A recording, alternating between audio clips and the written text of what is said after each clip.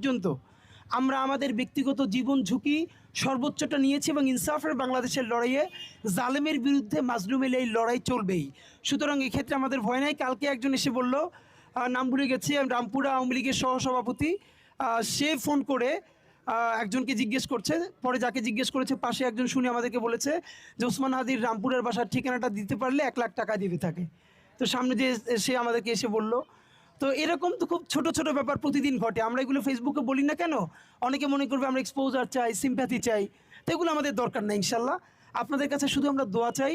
এখনও যদি আমার ফোনে দেখেন যে এখন তো আমার ইনকামিংটা বন্ধ করে রেখেছি, আর একটা এই নাম্বারটা আমরা এখন পাবলিক করে দিয়েছি ইনকিলাবের মিডিয়ার জন্য, এবং এই নাম্বারটা আর এখন আমার কাছে নাই। আমরা ইনকিলাব মিডিয়ায় যাতে আপনাদের দরকার এটার সাথে কন্ট্যাক্ট করতে পারবেন। এইরকম নাম্বার এক্সপোজ করে আরও যত কিছু এক্সপোজ করা যায়, এইগুলো দিয়ে আমাদের লড়াই বন্ধ করা যাবে না। যদি যাইতো তাহলে গত 1.5 বছরে যাইতো।